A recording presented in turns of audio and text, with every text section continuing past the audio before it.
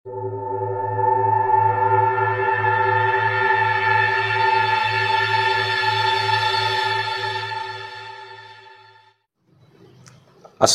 warahmatullahi wabarakatuh. Sedulur, kembali lagi di channel kesayangan kita, SMN Pantura Podcast, dalam segmen Ngromit Ngromyah Medeni. Bersama saya Haikal Parera, telah hadir di samping kanan saya Mas Guntur Saketi. Assalamualaikum Mas. Waalaikumsalam. Sehat?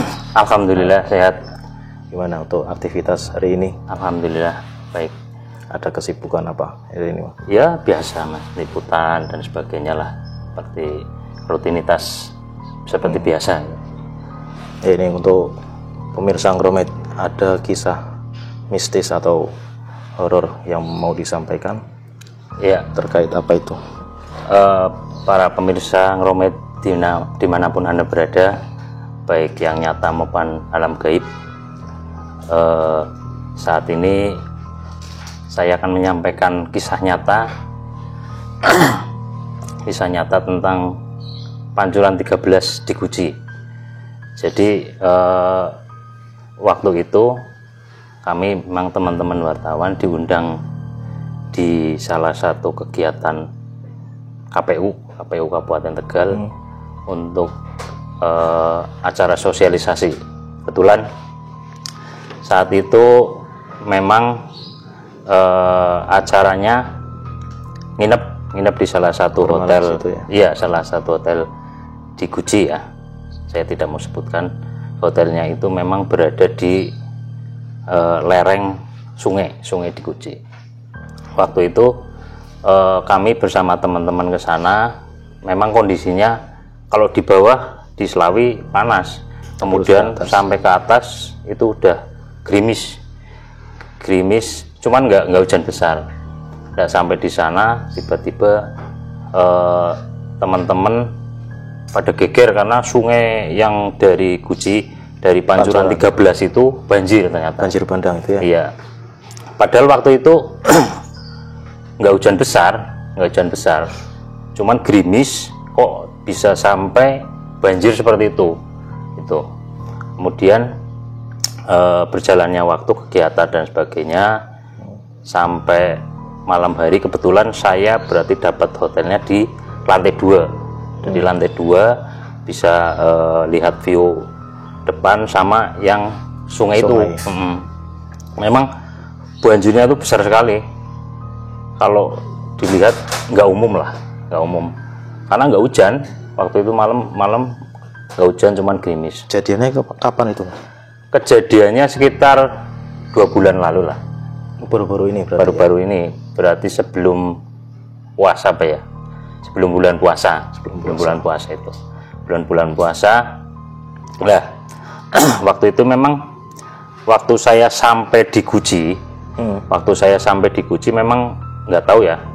Saya sering bolak-balik Guci tapi perasaannya beda. Saat itu memang bawaannya itu pengen sekali ke Pancuran 13. Kayak seolah-olah ada yang nunggu di sana gitu, seolah-olah ada kontak batin mungkin. Ya mungkin, karena saya juga dulu sering Guci sih.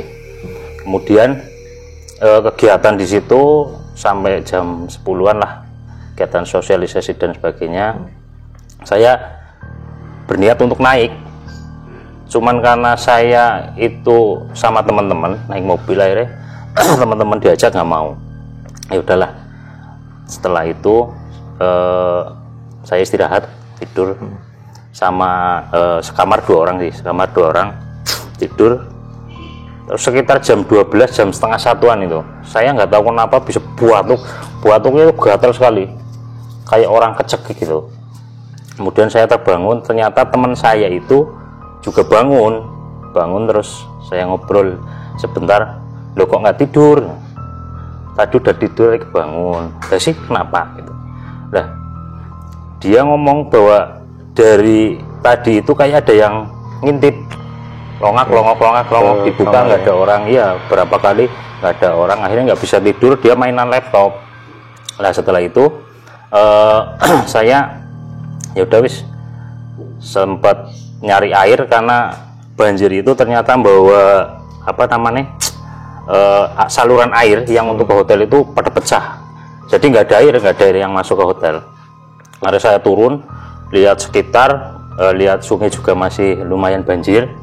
Kemudian saya cari air buat wudhu karena niatnya juga sholat malam lah. Sholat malam. Lah akhirnya saya wudhu itu di tempat cuci tangan. Cuci tangan itu kan biasanya ada gentong-gentong, Ya. Nah, sholat di situ, kemudian sholat. Setelah itu teman saya udah tidur, aman, insya Allah aman. Nah setelah itu saya buat kopi waktu itu buat kopi. Jadi di hotel itu ada kursi yang hadap ke depan, kemudian ada kursi juga yang menghadap ke alam. Saya duduk di situ sambil ya iyalah pastilah. Terus tiba-tiba kayak ada yang nyolek, kita lihat nggak ada. Kemudian ada sekitar 3 kali. Nah yang terakhir kita lihat gitu, kok nggak ada juga, apa ya. Nah setelah itu tak doa lah karena sendirian di situ sih. Udah nggak tahu di batin saya kayak ada yang datang, mungkin itu yang tadi ganggu teman saya mungkin. Ada yang datang. Kalau ngobrol secara enggak, cuman kayak dari batin ke batin itu cerita soal itu Pancuran 13. Sosoknya seperti apa itu, Mas? Sosoknya seperti apa ya? Soalnya nggak boleh digambarkan ya, Mas. Nggak boleh digambarkan. Jadi sosoknya perempuan lah. Perempuan, tapi nggak boleh digambarkan. Itu kemudian kalau secara batin saya nggak tahu benar atau enggak, itu karena saya yang merasakan itu. Dia bilang bahwa di Pancuran 13 itu ada yang hilang gitu, nggak tahu apa itu yang dimaksud itu, apakah pusaka atau apa saya nggak tahu, tapi ada yang hilang. Jadi kemudian mungkin itu yang menyebabkan, nggak tahu ya, alam di bawah sana sering ngamuk atau apa gitu ya. Tapi yang nggak tahu juga, mungkin di atas sana hujan besar terus airnya banjir kan juga nggak tahu. Tapi yang saya rasakan itu. Dan setelah sempat kontak batin cukup lumayan lama, terus minta tolong untuk dikembalikan. Saya kan juga bingung lah, ngembalikannya gimana, ke siapa, iya kan, apa yang hilang juga gitu, saya nggak tahu. Cuman itu setelah itu sudah selesai semua. Paginya saya juga mau ke sana nggak jadi gitu. Cuman memang ucapan itu terngiang-ngiang di kepala sampai sekarang apa yang harus dilakukan. Soalnya itu kan mintanya tolong dikembalikan.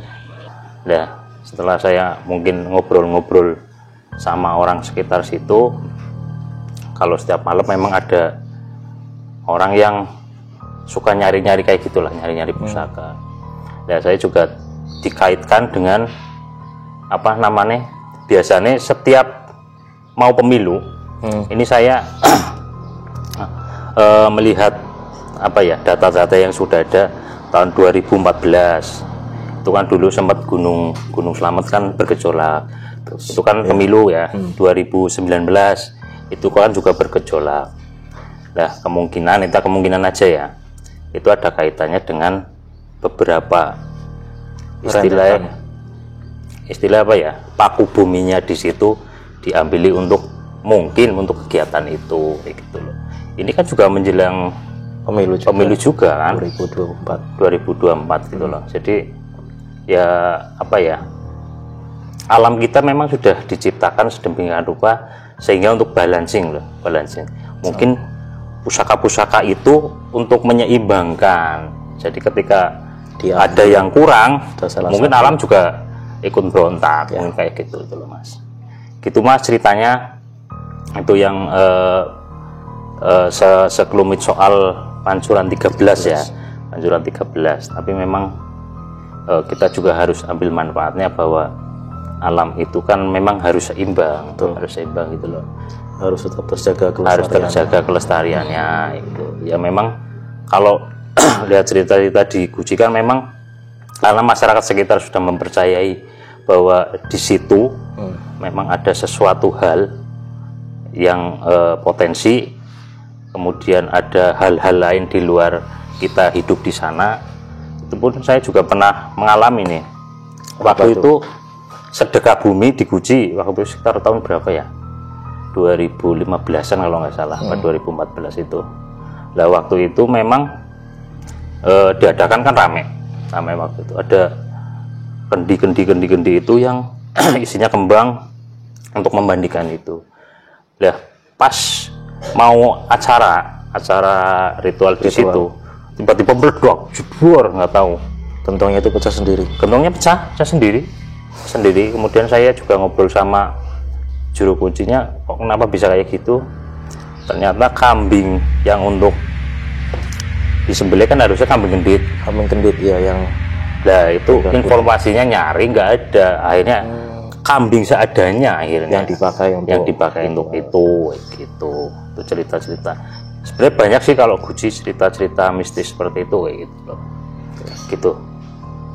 Kalau misalkan kejadian yang terakhir kemarin kan sempat viral itu bus yang masuk sungai, itu mungkin ada kaitannya juga dengan fenomena yang di luar nalarnya kita.